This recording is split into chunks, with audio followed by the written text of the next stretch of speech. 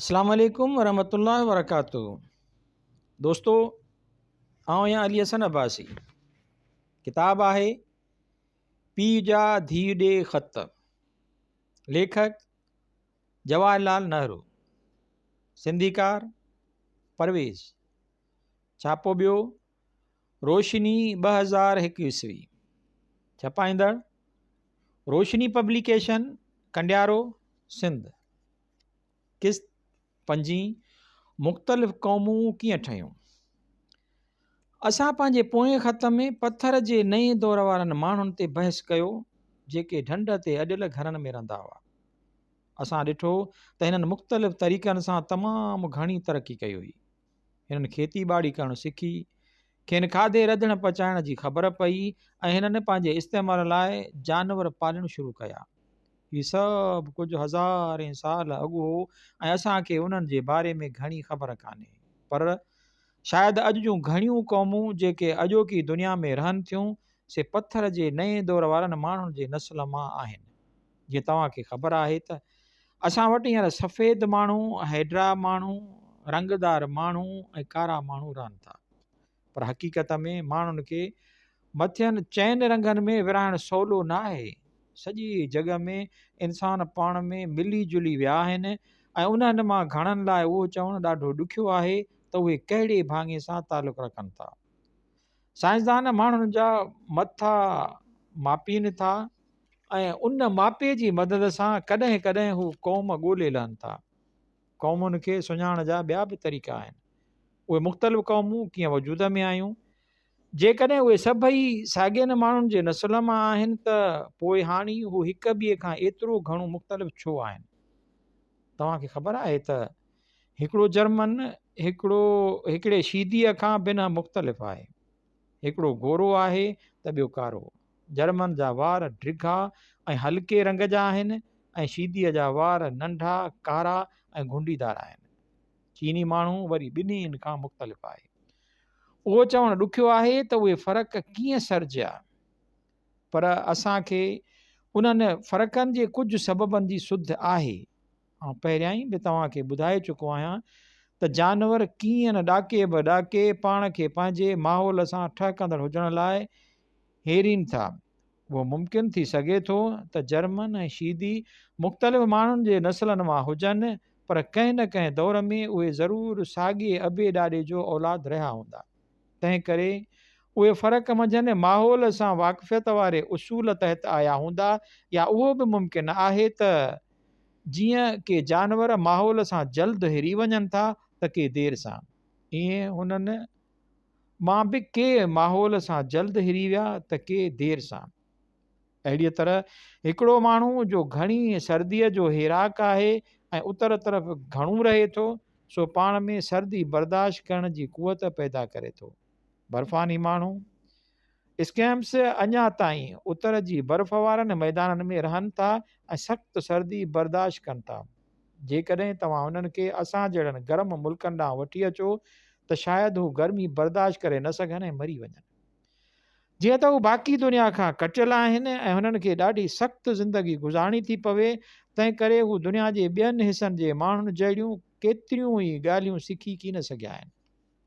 Africa में रहंदड़ माण्हू या उहे माण्हू जेके ख़त इस्तवा जे वेझो रहनि था, जिते सख़्तु गर्मी हूंदी आहे, से वरी गर्मी बर्दाश्त करियो वञनि ऐं सिज जी सख़्तु गर्मी संदन रंग रूप कारसरो सांवरो करियो छॾे। तव्हांखे ख़बर आहे त जेकॾहिं तव्हां घणो वक़्तु समुंड जे किनारे ते या ॿिए कंहिं हंधि काढ़े में गुज़ारियो त तव्हांजो रंग ट्रामणी हणी भूरो या सांवरो थी वेंदो। उन जे भेट में जे तव्हां उहो वक़्तु कंहिं ॿिए हंधि गुज़ारियो हा, जेकॾहिं तव्हां कुझु हफ़्ता काढ़े में रहण करे सांवरा थी वञो था त पोइ उहे माण्हू केतिरो कारा थी विया हूंदा जेके हमेशह काढ़े में रहनि था। ऐं जेकॾहिं माण्हू सवें सालनि ताईं तमामु गरम मुल्कनि में रहनि था, माइट ऐं संदन औलाद ऐं पोइ संदन औलाद जो औलाद, अहिड़ीअ तरह उहे सांवरे खां सांवरा थींदा वेंदा, तव्हांजो बिल्कुलु कारा थी वेंदा। तव्हां हिंदुस्तानी हारीअ खे 2 पहरनि ताईं काढ़े में कढ़ंदे बि ॿनियुनि में कमु कंदे ॾिठो हूंदो। हीउ तमामु ग़रीब आहे ऐं खेसि एतिरा कपिड़ा कोन्हनि जो समूरो तन बदन ढके सघे। हुनजो समूरो बदन काड़े खे बर्दाश्त कंदो आहे ऐं हुनजी समूरी ज़िंदगी ईअं थी गुज़रे। तंहिं करे हिन खे लाज़मी कारो थियणो आहे। अहिड़ीअ तरह असां ॾिठो आहे त माण्हूअ जा रंग रूप उन आबहवा जो नतीजो आहिनि जंहिंमें हू रहनि था। उन में माण्हूअ जी सुठाईअ, लाइकीअ या ख़ूबसूरतीअ जो को बि अमल दख़ल कोन्हे। हिकु अछो माण्हू घणो वक़्तु गरम मुल्क में रहण करे कारो थी वेंदो, जेसि ताईं उहो पाण खे गर्मीअ ऐं काड़े खां न लिकाए ऐं पंखनि हेठां न वेहे। तव्हांखे ख़बर आहे त असां कश्मीरी आहियूं ऐं अटकल 200 सालनि खां वठी असांजा अबा ॾाॾा कश्मीर में रहंदा आया आहिनि। कश्मीर में तव्हांखे हर माण्हू हारी ऐं मज़दूर समेत रंग रूप में अछो ॾिसण में ईंदो। उहो उन करे आहे जो कश्मीर जी आबहवा थधी आहे, पर उहे साॻिया कश्मीरी जॾहिं हिंदुस्तान जे ॿियनि हिसनि में अचनि था, जेकर गरम आहिनि त उहे कुझु पीढ़ियुनि खां पोइ सांवरा थी था वञनि। असांजा केतिरा कश्मीरी दोस्त सफ़ेद आहिनि ऐं ॿिया वरी तमामु घणा सांवरा आहिनि। कश्मीरी ख़ानदान जेतिरो घणो वक़्तु भारत जे ॿियनि हिसनि में रहंदो, ओतिरो वधीक सांवरो थींदो वेंदो। अहिड़ीअ तरह रंग ऐं रूप जी तब्दीलीअ जो मुख्य सबबु आबहवा आहे। घणो करे ईअं थिए थो त के माण्हू जेतोणीकि भली गरम मुल्कनि में रहंदा हुजनि, पर हू काढ़े में कमु नथा कनि ऐं तमामु शाहूकार था हुजनि, तंहिं करे वॾियुनि वॾियुनि बिल्डिंगुनि में रहनि था ऐं पंहिंजी सिहत तोड़े रंग रूप जी घणी हिफ़ाज़त कनि था। हिकिड़ो शाहूकार ख़ानदान जेको पीढ़ियुनि ताईं अहिड़ो सुखियो सताबो रहे थो, तंहिंजे रंग रूप ते आबहवा बि घणो असरु नथी करे, पर पाण ख़ुदि महिनत न कजे ऐं ॿियनि जी कमाईअ ते पॾिबो रहिजे, सा का फ़ख्र जहिड़ी ॻाल्हि कान्हे। हिंदुस्तान जे उतरनि इलाइक़नि कश्मीर ऐं पंजाब में तव्हां ॾिसंदव त माण्हू गोरा आहिनि, पर जीअं तव्हां ॾखिण तरफ़ वेंदव उहे सांवरा थींदा वेंदा। जीअं तव्हां मद्रास ऐं श्रीलंका में ॾिठो आहे त माण्हू बिल्कुलु कारा आहिनि। यकीनन तव्हां चवंदव त उहो आबहवा जे करे आहे, छो त जीअं जीअं तव्हां ॾखिण ॾांहुं वेंदव तव्हां ख़ते इस्तवा खे वेझा थींदा वेंदव ऐं गर्मी वधंदी वेंदी।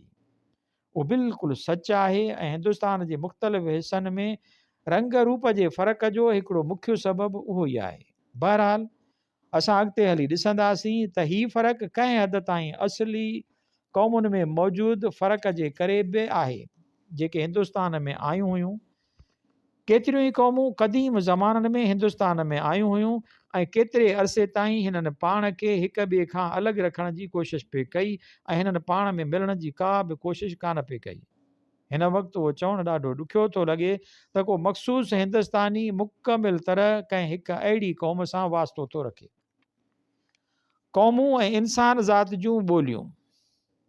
असीं उहो चई नथा सघूं त दुनिया जे कहिड़े हिसे में पहिरियों माण्हू वजूद में आयो ऐं न ई असांखे ख़बर आहे त माण्हुनि जी पहिरीं बैठक किथे थी हुई।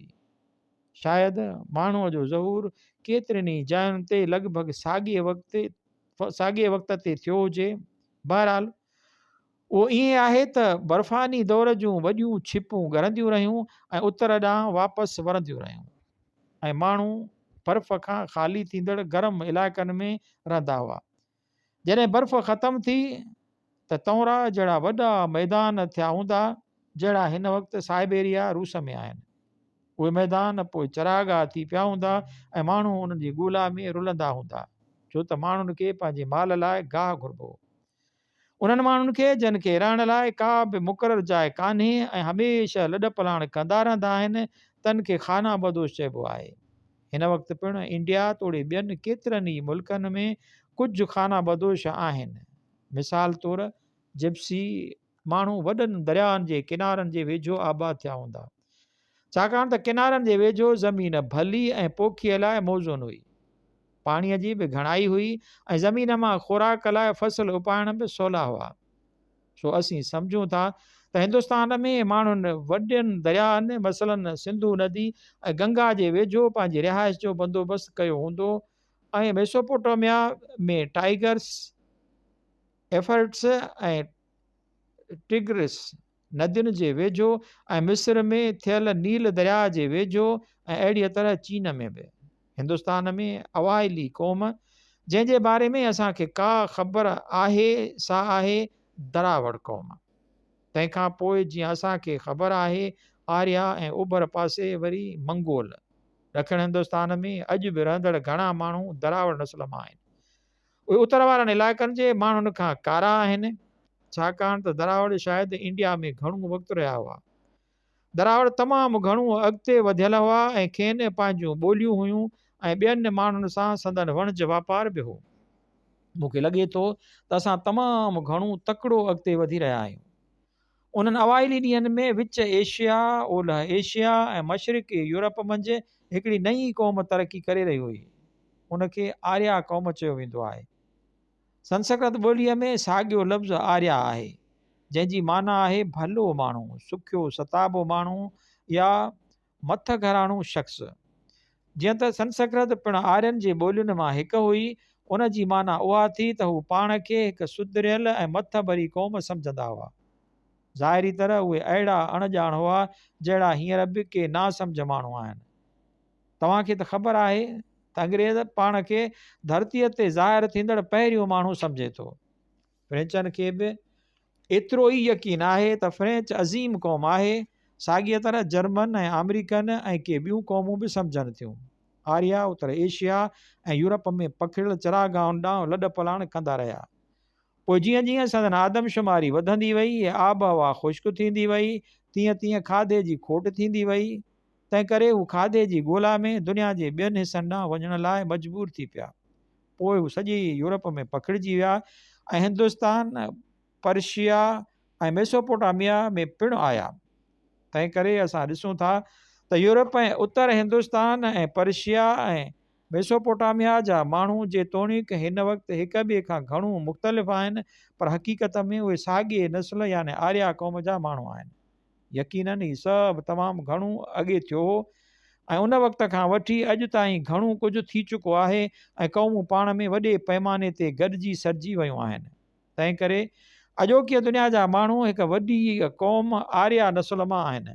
मंगोल हिकु ॿी वॾी क़ौम आहे जेका समूरे ओभर एशिया, चीन, जापान, थम्बेट, श्याम ऐं बर्मा में पखिड़िजी वई। उहा क़ौम हेॾे नस्ल जी क़ौम सॾिजे थी ऐं तव्हां ॾिसंदव त संदन मथनि जा हॾा उभिरियल आहिनि ऐं अखियूं नंढड़ियूं अथनि। अफ्रीका ऐं कनि ॿियनि हंधनि जा माण्हू नेगरो शीदी आहिनि। उहे न आर्या आहिनि ऐं न ई मंगोल, हू रंग जा कारा आहिनि। अरबुस्तान ऐं फ़लस्तीन जा माण्हू अरब ऐं यहूदी अञा ई कंहिं ॿिए नस्ल सामी सां वास्तो रखनि था। उहे समूरियूं क़ौमूं हज़ारनि सालनि जे अरसे दौरान केतिरनि ई नंढियुनि नंढियुनि क़ौमुनि में टुटी विराइजी वियूं, जिन में तमामु थोरो ॻांढापो बि रहियो आहे। पर असांखे उन्हनि मुतलिक़ ॼाण हासिल करण लाइ तकलीफ़ वठण जी ज़रूरत कान्हे। हिकिड़ो मुख्य ऐं आसान तरीक़ो जंहिंसां मुख़्तलिफ़ क़ौमुनि में फ़र्क़ु करे सघिजे थो सो आहे संदन ॿोलियूं ॼाणणु। हर कंहिं क़ौम खे पंहिंजी जुदा ज़ुबान आहे। सभिनी ज़ुबाननि हिक ई मुख्य ज़ुबान मां तरक़ी कई आहे। उहे सभई ॿोलियूं हिकिड़ीअ ई ॿोलीअ जो औलाद आहिनि ऐं हिक ई ख़ानदान सां वास्तो रखनि थियूं। असां आसानीअ सां साॻिया आम लफ़्ज़ मुख़्तलिफ़ ॿोलियुनि में ज़ाहिर करे सघूं था, जन मां संदन ॻांढापे जो पतो पवे थो। जॾहिं आर्या एशिया ऐं यूरोप में पखिड़िजी विया त पोइ हिक ॿिए सां लाॻापे में रही की न सघिया। उन्हनि ॾींहंनि में रेलूं कोन हुयूं या तार घर तोड़े पोस्ट ऑफिस या किताब लिखियल बि की न हुआ। तंहिं करे आर्यनि जे हर ग्रुप पंहिंजे इलाइक़े में पंहिंजे ई लहजे ऐं नमूने में साॻी ॿोली ॻाल्हाइणु शुरू कई ऐं कुझु वक़्त खां पोइ हर ग्रुप जी ॿोली हिकु जुदा ॿोली थी पई, जेका पंहिंजी माइटाणी ॿोलीअ ऐं ॿियनि मुल्कनि में रहंदड़ आर्यनि जी सोट मासात ॿोलियुनि खां बिल्कुलु मुख़्तलिफ़ ॿोली थी। उहो ई सबबु आहे जो दुनिया में असांखे केतिरियूं ई ॿोलियूं मिलनि थियूं। जेकॾहिं असां उन्हनि ॿोलियुनि खे चङी रीति ॾिसंदासीं त असांखे ख़बर पवंदी त बज़ाहिर त उहे ॿोलियूं घणियूं आहिनि, पर उन्हनि जूं माइट ॿोलियूं बि न थोरियूं आहिनि। मिसाल तौरु जिते जिते बि आर्या विया उन्हनि जे ॿोलियुनि जो तालुक़ आर्या ॿोलीअ जे ख़ानदान सां हो। संस्कृत, लातीनी, यूनानी, अंग्रेज़ी, फ्रेंच, जर्मन, अतालवी ऐं कुझु ॿियूं ॿोलियूं सभु पाण में सोट मासात ॿोलियूं आहिनि ऐं आर्यनि जे ॿोलियुनि सां तालुक़ रखनि थियूं। असांजी हिंदुस्तानी ॿोलियुनि मां घणियूं ॿोलियूं जहिड़ोकि हिंदी, उर्दू, बंगाली, मराठी ऐं गुजराती वरी संस्कृत जा ॿार आहिनि। तंहिं करे उन्हनि जो तालुक़ बि आर्या ख़ानदान सां आहे। ॿोलीअ जो ॿियो वॾो ख़ानदान चीनी ॿोलीअ वारो ख़ानदान आहे। हिन ख़ानदान में चीनी, बर्मी, थबेटी ऐं सियामी अची वञनि थियूं। टियों ग्रुप सेमेटिक सामी आहे, जंहिंमें अरबी ऐं इब्रानी अची वञनि थियूं। के ॿोलियूं जहिड़ोकि तुर्की ऐं जापानी मथिएं कंहिं बि ग्रुप में शामिलु कोन्हनि। ॾखिण हिंदुस्तान जूं के ॿोलियूं जहिड़ोकि तामिल, तेलुगु, मलायालामी ऐं केनारेज़ पिणु मथियनि टिनि ग्रुपनि मां कंहिं में बि शामिलु कोन्हनि। उहे चारई ॿोलियूं दरावड़ ख़ानदान सां तालुक़ रखनि थियूं ऐं तमामु झूनियूं ॿोलियूं आहिनि। मुख़्तलिफ़ ॿोलियुनि जा लाॻापा। असां ॾिठो त आर्या केतिरनि ई मुल्कनि में कीअं न पखिड़िजी विया ऐं जेका संदन ॿोली हुई सा पाण सां गॾु जेॾां विया खणी विया। पर मुख़्तलिफ़ आबहवाउनि ऐं मुख़्तलिफ़ हालतुनि आर्यनि जे मुख़्तलिफ़ ग्रुपनि में तमामु वॾा फ़र्क़ पैदा करे विधा। हर ग्रुप पंहिंजे ई नमूने में नयनि आदतुनि ऐं रीतियुनि रस्मुनि सां पाण में तब्दीलियूं आणींदो हुयो। हू ॿियनि मुल्कनि में रहंदड़ ॿियनि ग्रुपनि सां मिली कोन पिए सघिया, छाकाणि त उन्हनि ॾींहंनि में सफ़र करणु इंतिहाई ॾुखियो हो। हर गिरोह ॿिए खां कटियल हो। जेकॾहिं हिकिड़े मुल्क जे माण्हुनि का नई ॻाल्हि सिखी थिए त हू ॿिए मुल्क जे माण्हुनि खे ॿुधाए न थे सघिया। अहिड़ी तरह तब्दीलियूं ईंदियूं रहियूं ऐं कुझु पीढ़ियुनि खां पोइ हिकिड़ो ई आर्या ख़ानदान केतिरनि ई ख़ानदाननि में विराइजी वियो। शायदि हिननि त उहो बिल्कुलु ई विसारे छॾियो हुयो त को हिननि जो कंहिं हिकिड़े वॾे ख़ानदान सां को तालुक़ बि हो। जॾहिं उन्हनि जी हिकिड़ी ॿोली वधी विझी त केतिरियूं ई ॿोलियूं थी पयूं जेके हिक ॿिए खां बिना मुख़्तलिफ़ हुयूं। जेतोणीकि उहे हिक ॿिए खां मुख़्तलिफ़ हुयूं, पर उन्हनि में काफ़ी हिक जहिड़ा लफ़्ज़ ऐं केतिरियूं ई हिक जहिड़ायूं मौजूदु हुयूं। अञा ताईं बि हज़ारे सालनि गुज़रण बाद पिणु असांखे मुख़्तलिफ़ ॿोलियुनि में साॻिया लफ़्ज़ ॾिसण में ईंदा ऐं असां उहो ॿुधाए सघूं था त कंहिं ज़माने में उन्हनि समूरियूं ॿोलियुनि जी माउ का ज़रूरु हिक ई मुख्य ॿोली हूंदी। तव्हांखे ख़बर आहे त अंग्रेज़ी ऐं फ्रेंच ॿोलियुनि में तमामु घणा ई लफ़्ज़ साॻिया आहिनि। अचो त असां ॿिनि घरू ऐं आम इस्तेमाल में ईंदड़ लफ़्ज़नि जी चकास करे ॾिसूं। मिसाल तौरु पीउ ऐं माउ, फादर ऐं मदर।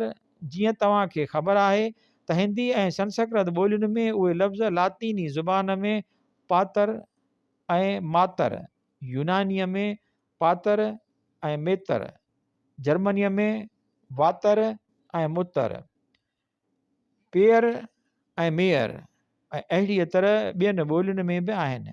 छा उहे सभई लफ़्ज़ तमामु घणो हिक जहिड़ा ॾिसण में नथा अचनि। हिननि में हिक क़िस्म जी ख़ानदानी हिक जहिड़ाई मौजूदु आहे। याने जीअं सौट, मासात, घणा लफ़्ज़ हिकिड़ीअ ॿोलीअ ॿियनि ॿोलियुनि मां अधूरा वरिता हूंदा। के लफ़्ज़ हिंदीअ मां उधारा वरिता आहिनि, पर पीउ ऐं माउ, मदर ऐं फादर किथां बि उधारा न वरिता विया आहिनि। उहे लफ़्ज़ नवां नथा थी सघनि।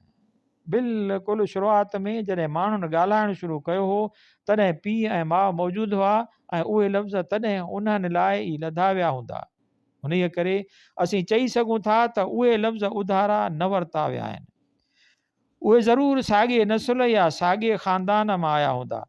ऐं हिन मां असांखे ख़बर पइजी सघे थी त हिन वक़्तु माण्हू जेके मुख़्तलिफ़ मुल्कनि में जुदा जुदा रहनि पिया ऐं मुख़्तलिफ़ ॿोलियूं ॻाल्हाइनि पिया, से कंहिं ज़माने में ज़रूरु साॻिए वॾे ख़ानदान सां लाॻापियल हूंदा।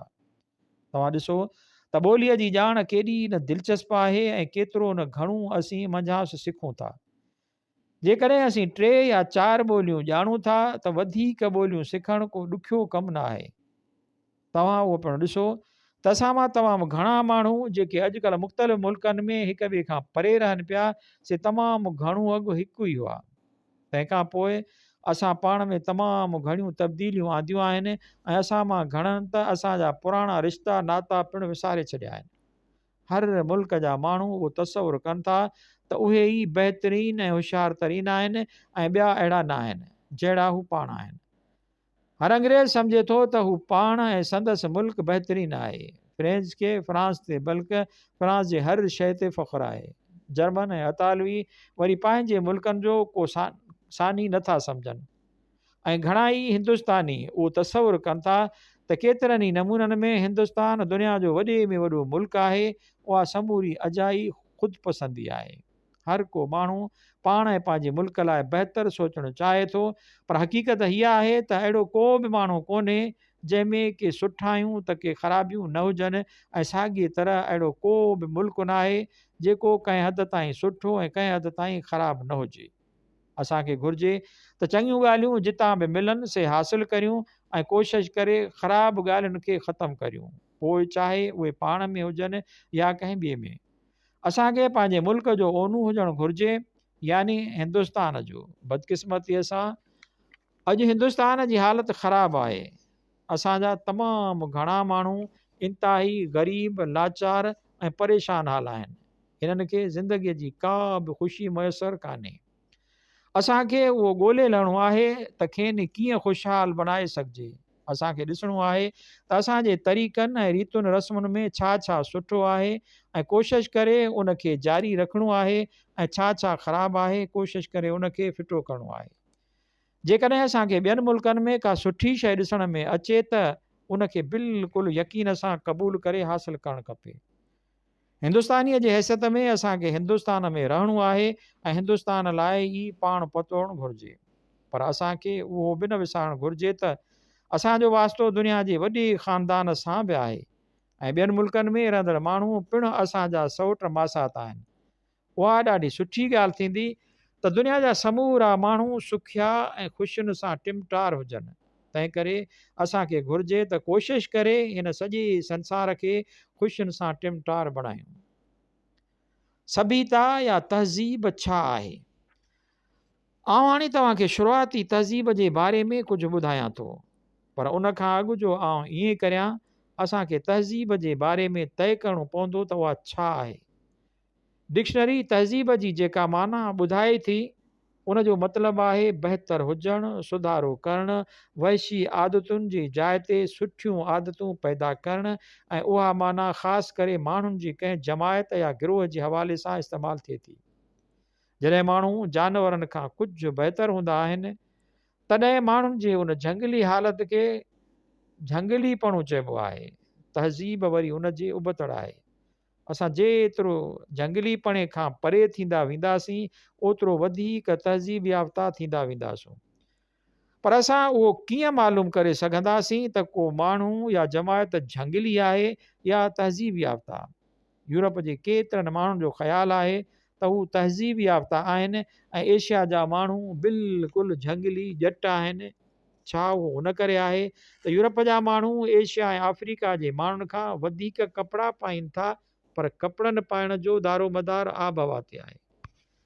सर्द आबहवा में माण्हू गरम आबहवा वारनि इलाइक़नि खां वधीक कपिड़ा पाइनि था, या छा उहो उन करे आहे त हिकु बंदूक सां हथियारबंद माण्हू ॿिए हथियार माण्हूअ खां वधीक ताक़तवर आहे, तंहिं करे हू हिन खां वधीक तहज़ीब याफ़्ता आहे। भले हू वधीक तहज़ीब याफ़्ता हुजे या न, पर जेको माण्हू कमज़ोर आहे सो खेसि चई कोन सघंदो त हू तहज़ीब याफ़्ता कोन्हे। ॿी सूरत में हू ताक़तवर हथां मारिजी सघे थो। तव्हांखे ख़बर आहे त फ़क़ति के चंद साल अॻु हिकु वॾी जंग लॻी हुई, पहिरीं आलमी जंग ॾांहुं इशारो। दुनिया जा केतिरा ई मुल्क उन जंग में शामिल हुआ ऐं हर कंहिंजी कोशिश हुई त हू दुश्मन जा कीअं बि करे घणे खां घणा माण्हू मारे।